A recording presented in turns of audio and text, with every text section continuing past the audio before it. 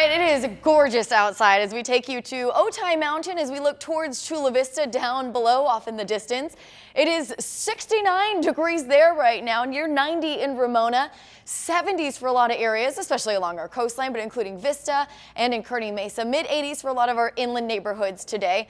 And of course, I have to show you those dew points because, boy, they have come down quite a bit. Yesterday, we were in the low to mid-60s. Earlier this week, we were in the upper 60s. And if you were in the deserts, we were in the 70s. So dew points are a measure of moisture in the atmosphere. 20s and 30s now out in our deserts. And check out even Alpine in the 20s, Ramona in the 40s, and these 50s for Escondido, Poway, Fallbrook, and El Cajon. Those are really comfortable levels. Anything above 60, it starts to get a little bit muggy. Anything below that is a lot more comfortable. So we are trending in the right direction. And as this little system up here passes by to the north of us, things are going to get even more comfortable over the weekend because we are going to see even drier air filter in. A lot of fun events going on in San Diego this weekend. We're going to be talking about a lot more later in the show, but here's your forecast for a couple of them. The Imperial Beach Surf Dog competition happening tomorrow. Temperatures will start off in the 60s, end up in the 70s. Similar temperatures in Cardiff on Sunday for the dog days of summer.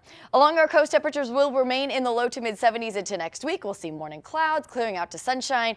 Really pretty perfect weather, especially for August. It's not usually this nice, or if it is, we're pretty lucky that it's not heating up anytime soon. Knock on wood, that stays the same. Unless you like it hot, and then you'll be happy then. Mid-80s this weekend for our inland neighborhoods. Briefly a little bit warmer Tuesday and Wednesday. 70s for our mountains this weekend, and about 104 in the deserts.